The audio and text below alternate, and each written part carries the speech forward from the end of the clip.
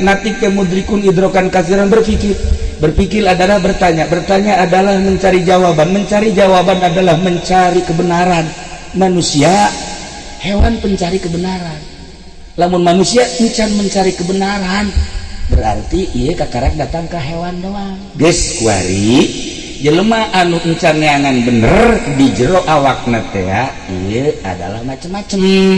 Aya anu berkarakter mau, aya anu buaya, aya anu orang, aya anu lenci, aya anu kadang, aya anu bunglon.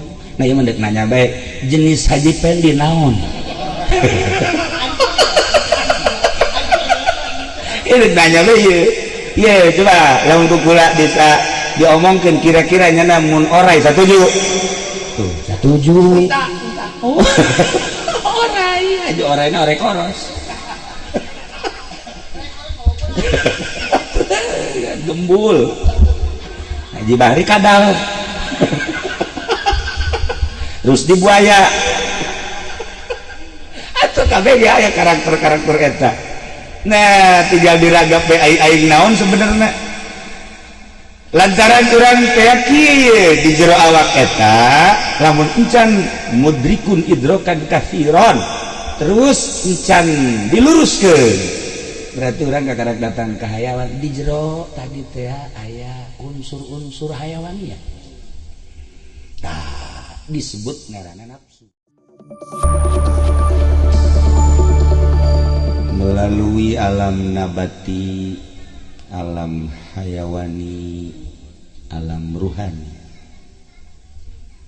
Hartina alam nabati teh tina pepelakan melak jambu gede-gede kembangan buahan di dahar. Melak jauh jadi gede-gede jantungan di dahar jauhna.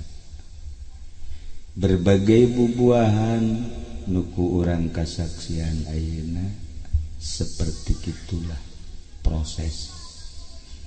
Terakhir nu jadi kekuatan ialah pare. Idinya mimiti diolah taneuhna nyebar terus dipelakeun. Terus jadi bekah panen dibawalah ke heler jadi beas dikonsumsi di berbagai bubuahan bebetian. Kemudian pare ngaranna nabati bangsa jajadian didaharlah ku manusia. Urang teu apal kaistimewaan proses Gusti Allah di jero beuteung urang teh horenganan nu ka mata, ka ceuli, ka irung, ka sungu, ka berbagai pelosok diolah ku qalbul jismani jantung rapih beres sehat jantungna sehat awak teu sehat jantungna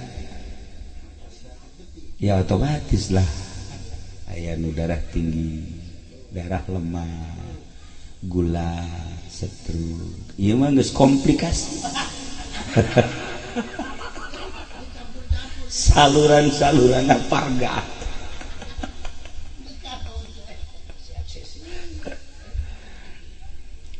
Ternyata di antara nu nyalur ke awak urang anu paling istimewa jadilah sperma. Awewe ovum. Sperma dihijikeun jeung ovum jadilah urang. Jadilah manusia. Tah horeganan ieu manusia teh tidak saripati kadahar.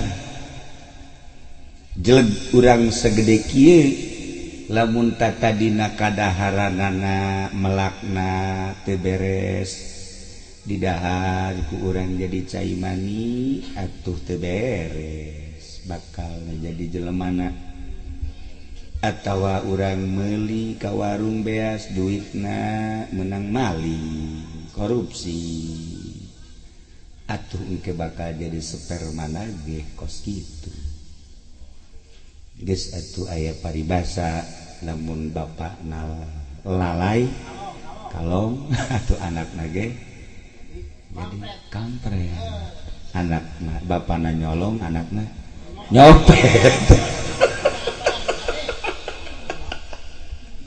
kos gitulah ulah kaget lamun kuari boga anak resep nonton TV ulah kaget lamun kuari boga anak resep main HP sebab bapana ge ieu HP-na opat pan ieu mah geus overdosis ngaranna apa sih overload geus dianggap abnormal dah iyalah Gujrat ke alam dunia jadi manusia anak ngarana min haqqil walad ala waladihi salasatu asya hak anak anu kudu dilaksanakeun ku indung bapana tilu hiji ayu samyahu bismin hasanin ngaranan anak make ngaran anu bagus cak agama ngaran teh bagus cak agama kos kumaha ngaran nu bagus ngaran Allah make Abdu Abdullah Abdurrahman Abdus Somad dan selanjutnya atau ngaran para nabi Nabi Ayub cara tadi almarhum tah Nabi Musa Nabi Yahya ulah make nabi tapi urang mah Haji Ayub Haji Musa bagus ya. Atau ngaran ulama Syafi'i, Maliki, Hanafi, Hambali di urang aya Kiai Nawawi aya Kiai Asnawi dan selanjutnya eta tafaul ngaranna ulah tasyaum teh nurut buat anu goreng karena tasyaum cek ahli bilaga misalnya ngaran ieu saya wah hayang akur jeung bintang film Novia Kolopaking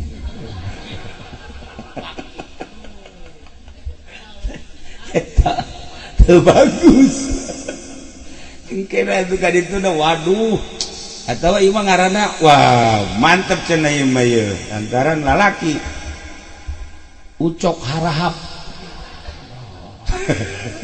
teu bagus eta kos kitu teh teu bagus. Nah, model kieu mah Haji Supendi ya sedenglah sakieu. Ya, maksudna Haji Supendi mah antara penjahat bisa, bajingan bisa, kiai bisa. Iya, Haji Supendi.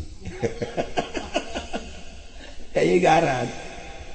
Geus atuh sebagai penghormatan engke di akhirat diheula-heulakeun kan jelema teh. Dipanggilna penghormatan ke Allah nu ngaran Abdullah diheulakeun Abdurrahman diheulakeun Abdurrahim diheulakeun pokona diproses diheulakeun adapun kadituna deuk ka neraka deuk ka surga penting diheula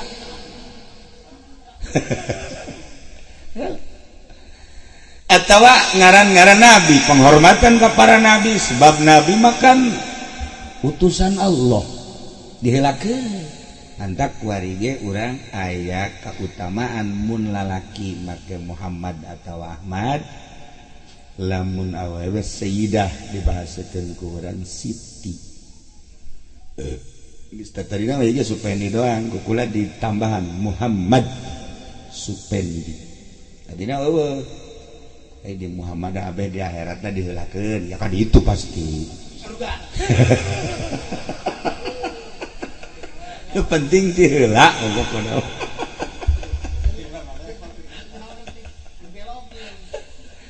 Nah, ialah ayu samyahu bismin hasanin. Cek syarah. Nomor kedua, kudu diwurukan Al-Qur'an. Mimiti di ngaranan nomor kedua kudu diwurukan Al-Qur'anul Karim. Indung bapakna kudu magahan ka anak. Ceng gade ceng. Nah ieu naon ieu tah? Ieu mah wau ceknya tah. Anu kos kieu tah asal nu marengkol wau. Nah supaya yang jadi alif kumaha ieu? Wau supaya yang jadi alif maka hajar jahanam.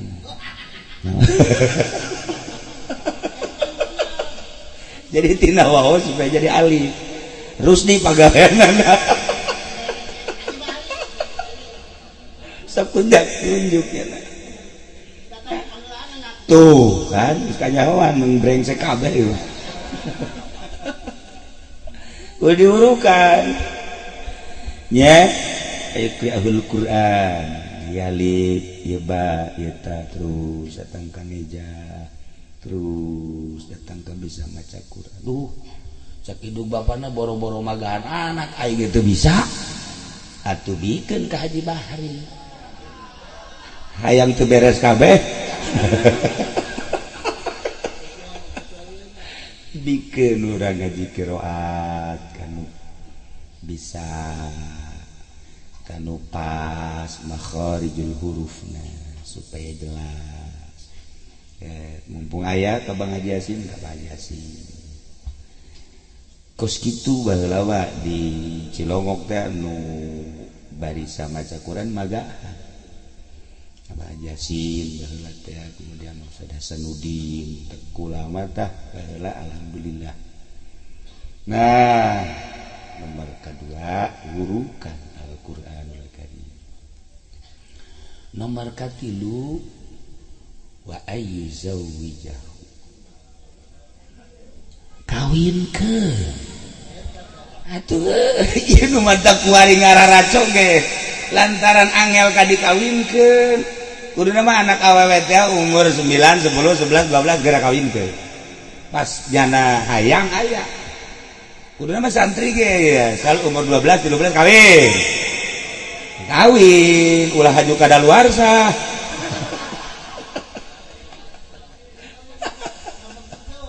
Kos gitu. Jadi nomor kahiji ayu samiyahu bismin hasanin ngaranan make ngaran nu bagus caksara. Dua yuqra'ul Qur'an idza di mana-mana gede di mana yaza di mana-mana tamis. Nomor katilu ayu zawijahu idza balago di mana geus baleg atuh kawinkeun. Cedak kolot teh daek ngawinkeun atuh kawin sorangan. Jababari lalaki mah tuh si mbak-mbak layak. Nah, iyalah.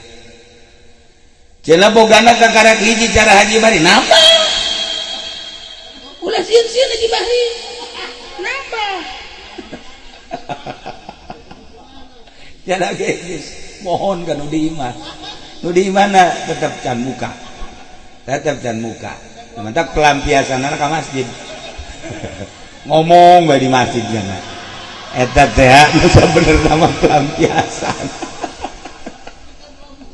kayak kuari salamet kuari geus teh hayangeun.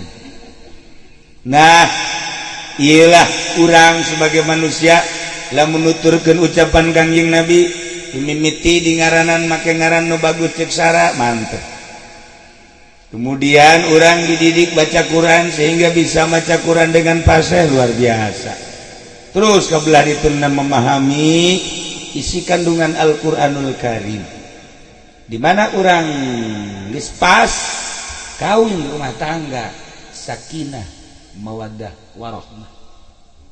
Urang bisa maca Quran, pamajikan bisa maca Quran. Kan ai papada bisa maca Quran moal marah.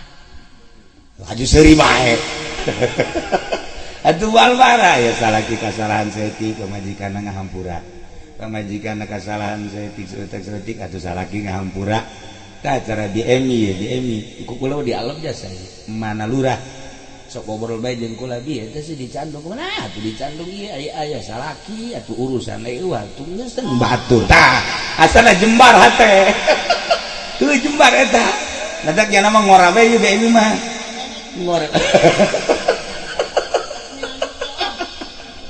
atuh teh Dewi ngobrol jeung kula dua hari di imah eta, ai ka imah. Wah eta biji sandung jadi kan jauh masalah dan bibi mah terus-terusan dicandung. Maksudnya hati iya tuh ayah salaki bibi cek jangan diurusan. Ayo atuh salaki batur atuh kajen geuna diurusan ku batur. Tah hayang karitu tah. Mantep jasa imah penerus di malain. Kakarak teu balik liwat 2 jam be kokoprak. Kokoprak tuh pohara jasa tak kokoprak. Sapoe beak 5 kokoprak. Akibat naon ieu? Tadi teh teu paham Al-Qur'an, teu paham usik kandungan Al-Qur'anul Karim. Coba lamun pamajikan paham, salaki paham, indah. Cara kage Nabi jeung Siti Fatimah ngeunaheun biasa kan. Isuk-isuk aya naon ieu Fatimah, Siti Aisyah aya naon Aisyah. Entah aya naon cenah poe ieu mah geus masalah deuk puasa bae. Kan ngeunah. Asana tiis kan ate. Isukna nanya deui Fatimah, Aisyah aya naon poe ieu? Aya cenah korma sabaraha? Aya 2 sering hiji. Tuh kan ngeunah. Ieu mah neng aya naon ieu kuari di dapur? Dia tuh teh aya naon? Goblok sia. Tolong rumah tangga tetangga teu boga anak ka, ulah kamar ika kamare naon? Atuh ulah bakal nungguan dibere nu aya bae. Ribut betungtung nama. Nah, eta kos kitu teh teu beres tah. Di Cilong mah eueuh pondok. Tah ulah bae. Gedaheun kan. Masyaallah lamun urang pada-pada ngarti kana isi kandungan Al-Qur'an, gedah. Geus bahasana ge urang ka pamajikan ka pamajikan teh Imas, ka pamajikan teh atuh itu mama kacara iya ya nama asal urang mah mama asal masih ka mana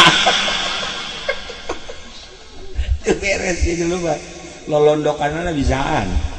Nah bisa ngajaga keur aya keur eueuh salaki pamajikan bisa ngajaga salaki keur aya keur pamajikan bisa ngajaga saling kan ngeunaheun. Kitulah Kanjeng mere rumus sehingga supaya ngahasilkeun sakinah mawaddah warahmah. Urang ternyata jadi jelema hasil nabati, jadilah manusia. Manusia teh ta'rifna hayawanun natik. Hartina natik mudrikun idrokan kasiron, berpikir. Hayawan teh ya meme dinatikan mah atuh macam-macam. Ngaranna jenis aya hayawan sohi kuda, aya hayawan nahi himar, aya hayawan kitu naon ngaranna berkokok hayam dan lain-lain sebagainya hayam. Ayam kuda, aya sapi, aya munding, aya orai, aya kadal, aya buaya, aya maung.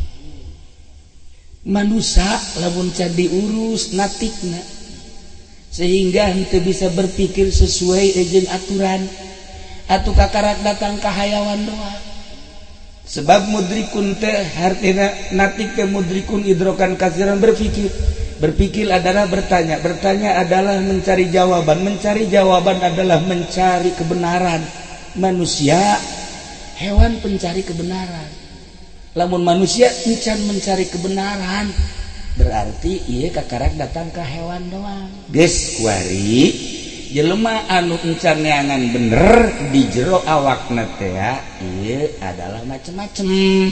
Aya anu berkarakter maung, aya anu buaya, aya anu orai, aya anu lenci, aya anu kadal, aya anu bunglon. Nah ieu mendek nanya bae jenis haji pendi naon.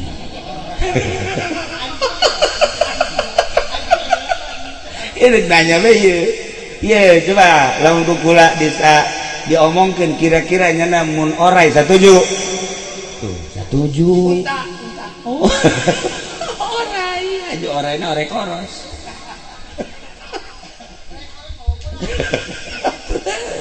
gembul. Haji Bahri kadal. Rusdi buaya. Atuh kabeh ge aya karakter-karakter eta. Nah, tinggal diragap bae aing naon sebenarnya. Lantaran urang teh kieu di jero awak eta lamun encan mudrikun idrokan kafiron terus encan diluruskeun berarti urang kakarak datang ke hayawan di jero tadi teh aya unsur-unsur hayawannya tah disebut ngaranna nafsu urang lapar nafsu urang kan berontak cak nafsu urang bos lapar bos nafsu tak ngomong saja nah bebeja kan ka orang membisiki eta nafsu ketika orang cicing di hari aya si imba liwat bangunan rada lain deui langsung bos ka Haji Bahri teh bos lain deui teh bos kadang-kadang Luis awat bos makanya kontrakan mana ya iya ke masjid korek nah sehingga eta tanya nafsu tuh kan nah diu ke bos mobil anyar bos aduh lampuna narongtot bos baragus bos nah jual sawah bos tuh kan dah eta nafsu tah gambaran anak deres sama kos gitu mah coba lamun gambaran anak tikem bos itu mah awe geus anu boga paehan bos coba ieu kumaha nah ieu karakter orang karakter buaya tah minimal bunglon iya atuh kos ketua bunglon ya seberapa atuh bangun icis jadi dia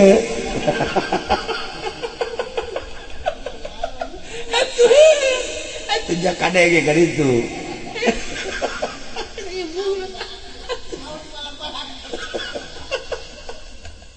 ji atuh geus kajawan lah kabeh karakterna ge nah ilmu datang ke hayawani pas gitu mantrak datangkanlah kanati supaya berpikir lurus mencari kebenaran sedangkan bener di aku ku setiap kelompok cak NU aing nu bener cak Muhammadiyah aing nu bener cak Syiah aing nu bener cak Kristen aing nu bener cak Yahudi aing nu bener cak kelenteng kanan karena Konghucu Buddha aing nu bener nah kabeh ngaku bener nu mantak kudu aya tarifna bener teh cak nu bogana saha nu bogana Allah untuk mengetahui Allah berarti orang kudu asup ke agama nah ketika orang asup ke agama kudu make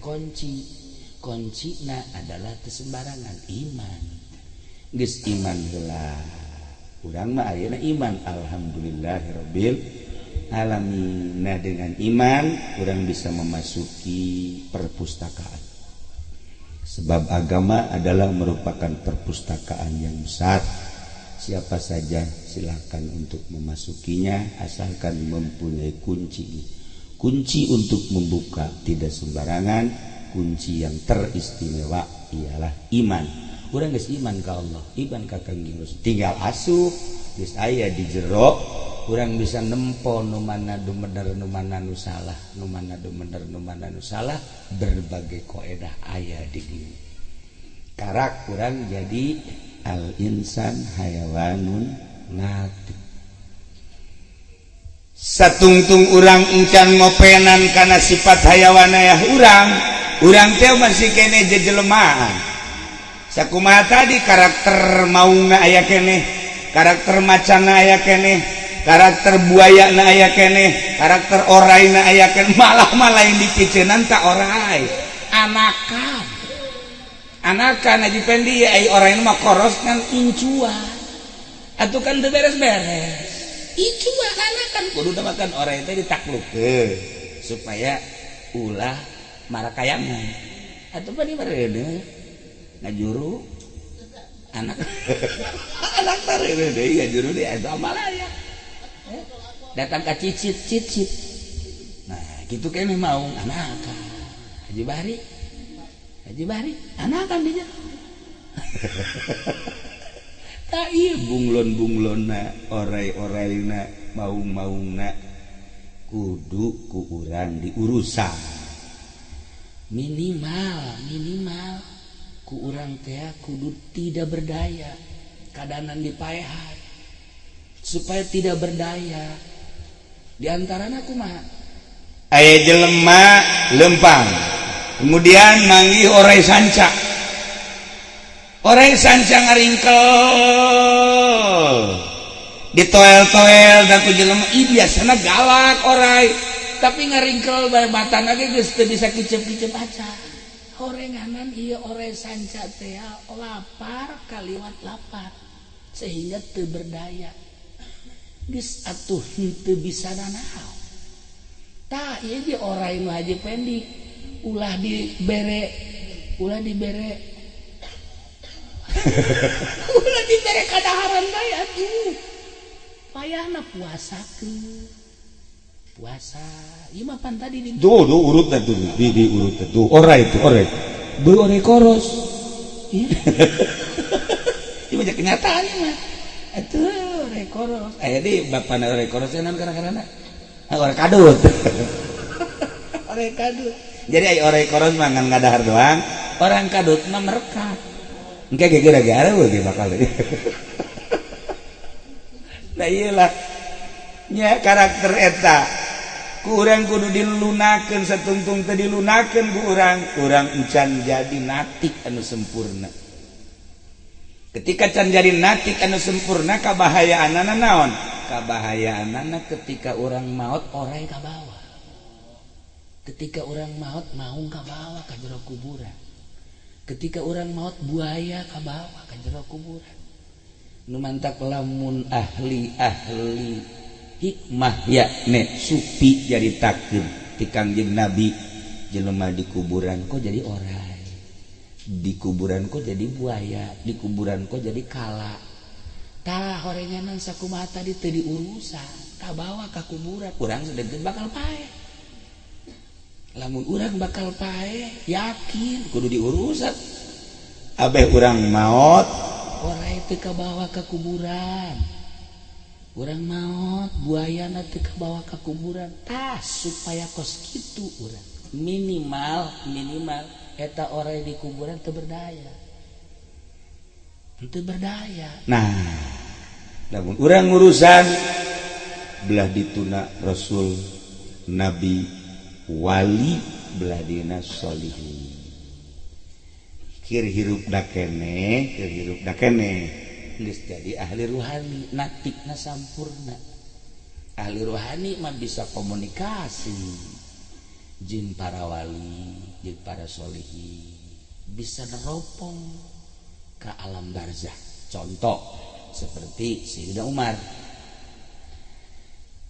keur waktu Kangjeng Nabi masih kene hirup Kangjeng Nabi nyaritakeun ka para sahabat bahwa engke urang maot sanggeusna maot urang dikubur di jero kubur bakal aya pertanyaan nu nanyana ngaranna malaikat munkar nakir nu ditanyana man rabbuka wa man nabiyuka sampai selesai Kangjeng Nabi nyaritakeun beres Kangjeng Nabi nyaritakeun ka bumi karumpul lah Sina Abu Bakar, Sina Umar, Sina Utsman, Sina Ali jeung sajabana cak Sidina Ali Umar pan maneh mah jawara ai maneh jawara gitu jadi geus sarua lalagaan teu eta ge lamun ditanya di jero kuburan kumaha mun cek malaikat mun kana ge mun rebuka je carekan ku aing cek Sina Umar sambarangan cek Sina bisa ngokona lain kudu ditunya tanya kira-kira kata. Jadi omongan jelema gede diperhatikan ku Sidina Ali. Guys, kacaritakeun kan Amirul Mukminin pertama Sidina Abu Bakar, Amirul Mukminin kedua Sidina Umar. Sidina Umar maot, Sidina Ali inget baheula.